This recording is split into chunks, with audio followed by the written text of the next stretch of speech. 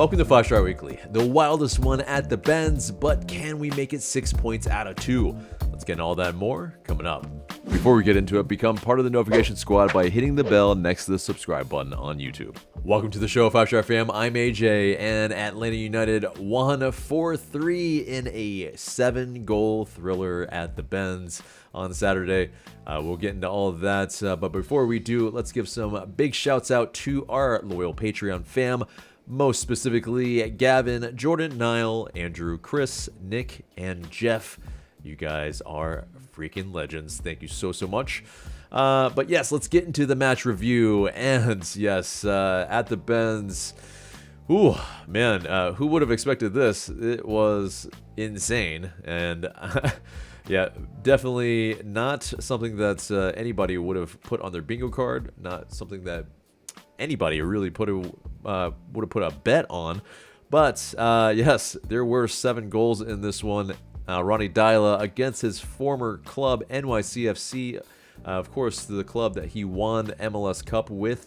But yes, we were going to score. We had our full strength attack, that's for sure. And yeah, they all showed out, and it was definitely something that's, well, it could have gone a whole lot of different ways, really. This match was a bit insane. But, yeah, the NYCFC, the visitors struck first. It was a long throw-in for NYCFC. And, yeah, it deflected off of center back Derek Williams. And, yeah, it was kind of a gift at the edge of the box. Brad Guzan, he made a parry, but the slap away basically put it right in the direction of Hannes Wolf, and they took a lead 1-0 in the 15th minute. But yeah, you know, we were still fighting. We had 4 shots in the first 30 minutes, and Saba, he had a chance that went just wide of the target. But yeah, Atlanta United also took 5 corners. And yeah, just was barely missing the chances. But in the 42nd minute, Alexey Miranchuk, he got his first of the year. It was a first off a switch from Click, and then Saba on the left. He dribbled towards goal. Yeah, a lot of Atlanta United attackers were in the box, and he sent in a low cross. Miguel Almiron left it for Emmanuel Lactelat. And he basically, a little soft little touch right on a platter for Miranchuk. And yeah, he took it with his right foot. I mean, it's inside the box. It's definitely well struck. But yeah, there was a little of another shot later on from Miranchuk that wasn't as well struck. But this one, no doubter, put into the bottom right corner. And yes, it is 1-1. Maybe a little undeserved, but yeah, it was 1-1 at the half. And yeah, I would say that NYCFC probably looked like the better team, but we didn't get necessarily, I would say, we didn't look like a team that looked bereft completely, but were we played off the park? I would say so. It was not a game that I would say is a banner first half for us. We usually start a lot better than that, obviously. But you know, the fortunes kind of changed a little bit, especially with an injury. Yeah, but yeah, as far as you know, pretty much what LA United had to do, it was yeah, I mean, also as well, Dominic Chonki, because of the injury to Pedro Amador, you know, pretty much in warm-up, it was a quad injury. Well, Dominic Chonki, 17 years old, made his MLS starting debut, and there was, in the 48th minute, right after the half, well, yeah, right after the half, there was a penalty awarded. That was from a pretty rash tackle, pretty much. Brooks Lennon just clattered Maxi Morales And yeah, it was converted by Martinez for NYCFC, made the score 2-1 in the 51st minute. Dominic Chong-Kui, he, instead of clearing the ball, it was pretty much a little bit too heavy of a touch. And yeah, it was Julian Fernandez who was able to pounce on it and finish it past Braguzan 3-1, and it got pretty dire as far as the mood inside the stadium. But check out the post-match live fan reactions for the immediate fan reactions after the match. It'll tell you all of a lot of what fans were feeling at the time. But as far as LA United, well, yeah, we had to pretty much make some substitutions, and yes, in the middle, it became apparent that, okay, well, we're gonna have to figure out how to play direct. It very much at that point, just go as vertical as possible, and going for it. Well, fortune came on for Schlich at the half. It was a bit of a precautionary injury with a knee. And so Schlich came off, Fortune came on. Miranchuk actually went into the 8 position. Miggy at the 10, Saba at the right, Silva on the left. And I would say we looked a lot more fluid and a lot more dangerous in a lot of moments. But yeah, Miranchuk, he was able to dictate things from deep as that deep-lying playmaker, and it really seemed like it kind of opened up a lot of things for Atlanta United. It was game state heavy for sure, but it's that was the start of pretty much where we were having to make our comeback for sure. We really didn't have any other choice, as like I said, the mood in the stadium was dire. But so it pretty much, it was with the own goal that Saba forced.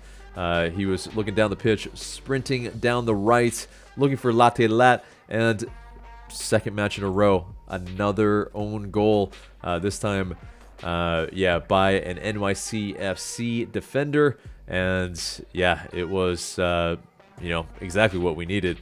But we were not done. The third goal came from Silva on the left side. Matt Edwards fed him from left back. He had come in for Chong-Kui.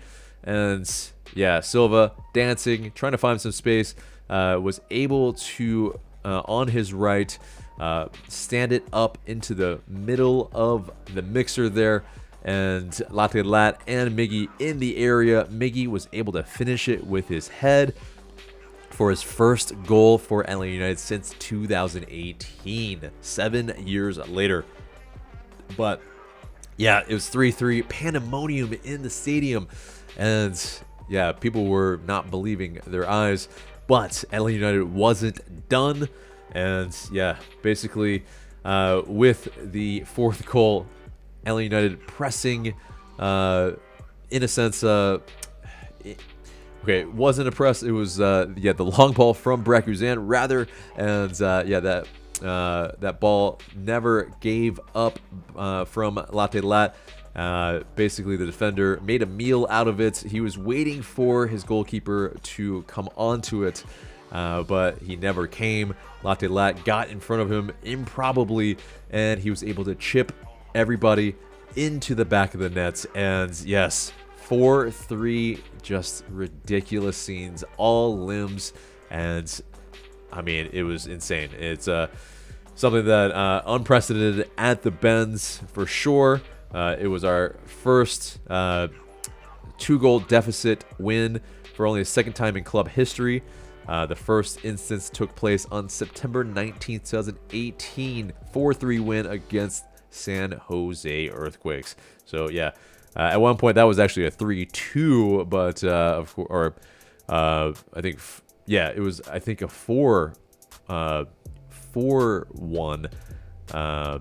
But they had a goal called back, so it actually could have been a lot worse versus San Jose. But yeah, so Miggy and Miranchuk, they scored their first goals of the season. Latte scored his 5th goal of the season. And Saba had his team leading 3rd assist of the season. So it was somehow it does count in that fashion. But we'll take it. But let's wrap a bow on this match. But Atlanta United will be facing FC Dallas on Saturday for the second of a 3-match homestand at the Benz. But let's get into the news. And double league honors for Atlanta United. Latte Lat makes the MLS Team of the Matchday starting 11. Miggy made the bench. Congrats to them both. I think there might have needed to be some other players possibly that would have gotten some honors too, but Latte Lat definitely deserved it for the winner. But speaking of Latte Lat, he was named the Atlanta United Player of the Month with 5 goals and 1 assist in March. What a campaign so far already for the new boy. I mean, obviously he probably not able to continue at this scalding pace, but if he does, he's going to be up there with the Golden Boot leaders for sure. But getting into some of the quotes from the week, Stian Gregerson said after training on Tuesday, he mentioned that we have to use our 6s more instead of playing outside because that's a trigger for the opponent. We play out, they will come and push us. We're working a lot of this in training today on positioning, and we're going to do it this week to be able to be maximally prepared for the game. The move for Miranchuk back to more of a number 8. It was definitely interesting. But Gregerson, he mentioned to have this rotation is not easy for the opponent.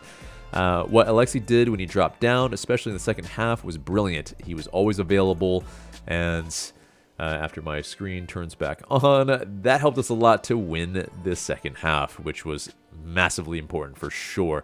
And so the real question is if we will see Miranchuk in the 8 position again in this next match. But next bit is that Atlanta United 2, they hosted rival Chattanooga FC in a rainy affair, drawing 2-2 with the visitors.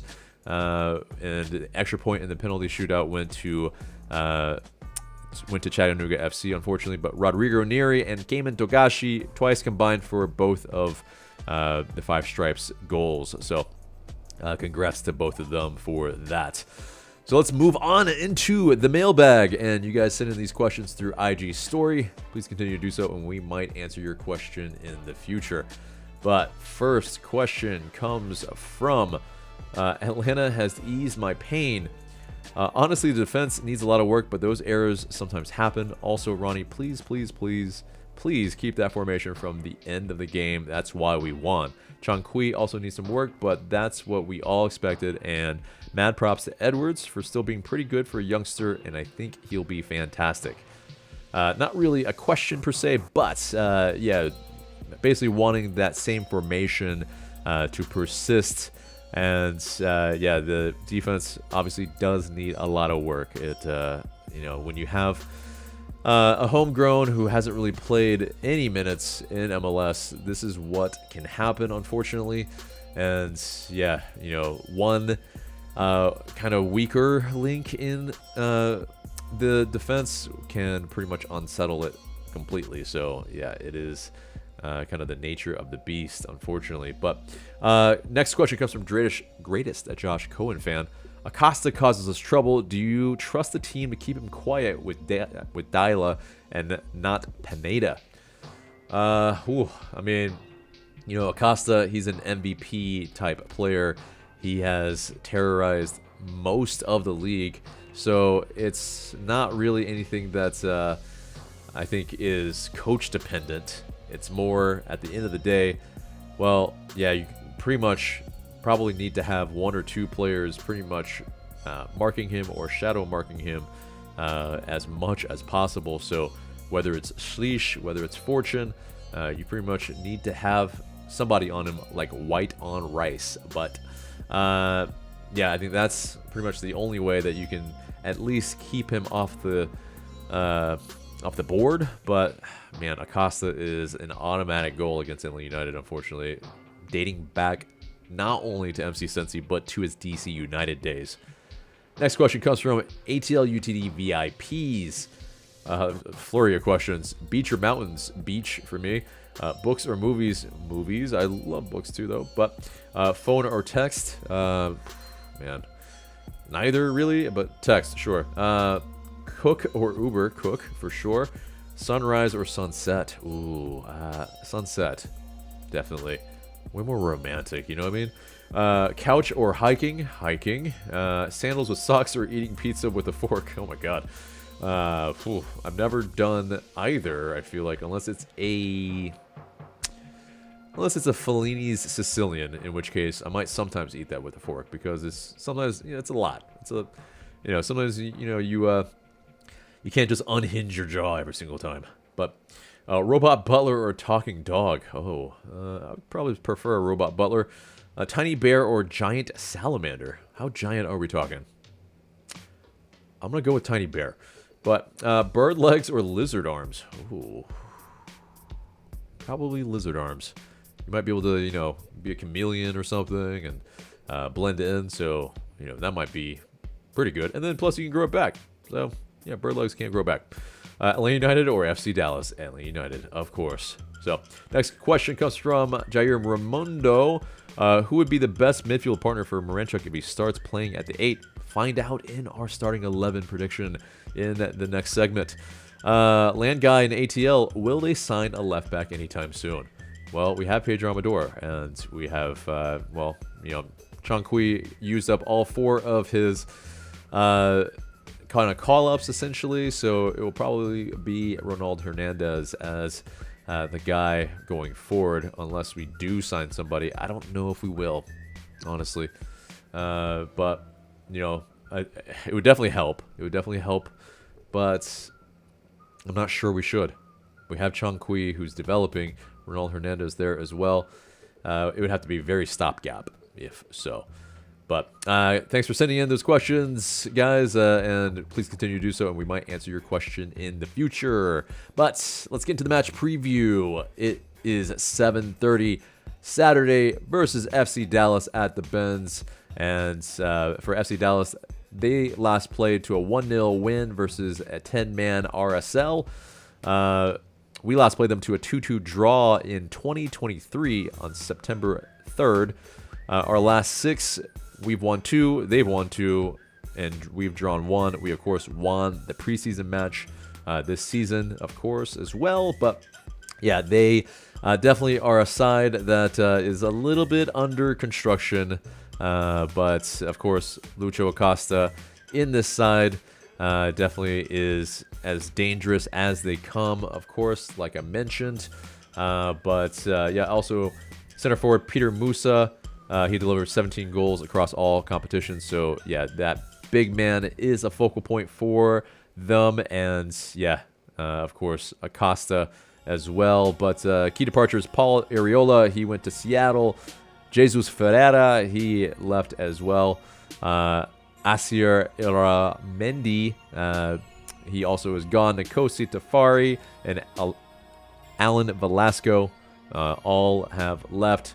Of course, Lalas Abubakar, Acosta, Ramiro Benetti, Leo Chu, Anderson Julio, Shaq Moore, and Ozase Urogahide have all joined the squad in a really big squad makeover for FC Dallas because they missed the playoffs last season. They finished 11th in the Western Conference, but yeah, the pundits have them finishing pretty much as low as 11th and as high as 5th, but they're pretty split. It's pretty much one each, a little bit in each of those places from 5th to 11th. But Eric Quill has taken the helm, and he will try to lead them into some better results. But yeah, FC Dallas, they're good at coming back from losing positions. They're pretty clinical, finishing off scoring chances, using through balls, and pressing from the front. But yeah, they are not really probably still a really incredible side. We probably should take care of business. But yeah, let's get to the match facts. LA United have scored over 2.5 goals, or there have been over 2.5 goals scored in LA United's last 3 games. And LA United have conceded at least 2 goals in 5 of the last 6 matches. So definitely going to be very interesting if we can keep players from FC Dallas off the scoreboard. But basically, according to Bet365, a home win of 58.8% is in the odds, for a draw at 25%, and an away win for 22.2% for FC Dallas. So for the unavailable players for LA United, Edwin Mosquera still week to week, most likely. Tristan Muyamba is about 2 weeks out now, and Jamal Tiare is still week to week with his injuries. So basically, as far as the unavailable players, it's 3 pretty big pieces as far as depth-wise. But yeah, it's gonna be very interesting how we're going to line up, because they're, as far as Pedro Amador, it seems like he will be okay. So for me, besides Brad Guzan, between the sticks, Lennon and Amador will be the fullbacks. Gregerson and Williams, who, yeah, Abram came on for Gregerson later on because they were both pretty much on international duty, did play, so they split some minutes. But Gregerson and Williams as the starting center back pair. Into midfield, this is where it's going to be interesting. Do we try to be as aggressive as we were in the second half in that game state? I think we do. I think we have to see kind of how we can really exploit this, and really see if Fortune and Miranchuk at the 8 can really make it work. Miranchuk pieced together the midfield for us, kind of connected the lines as well. Fortune energetic, and was able to get it to Miranchuk pretty consistently. And so, yeah, kind of having this pair, especially going with the form, I mean, as well, because Saba on the right has looked like a renewed player. Xande Silva looking energetic, looking lively, got that assist for Miggy's goal. I think they both should and do earn their starts on the wings. Miguel Almiron at the 10, and Latte Lat, of course, at the 9. And so hopefully, yeah, we can play with just as much verticality. If we do have to play with the ball, okay, Miranchuk can piece it together for us.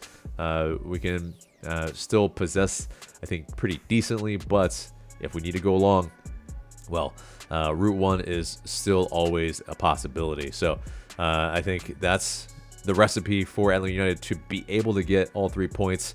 So let's get into that score prediction then. I think it's a 3-2 win for LA United, like it has been for the defense. We've been leaky, so I don't think it's really going to be that different, unfortunately, in this match. But 3 goals, enough to do the trick, and that will be 6 points out of 2 at the Benz. What do you guys think? Let us know in the comments below. But guys, that almost does it for the entire episode, except for the question of the day. And the question of the day is, did Alexey Miranchuk at the 8 inspire confidence to try him there from the start for you? Let us know in the comments below. Looking forward to what you have to say. But guys, that is the episode there and there. Remember to like, share, comment, and subscribe. I've been AJ. Thank you so much for watching, and I will see you in the next video.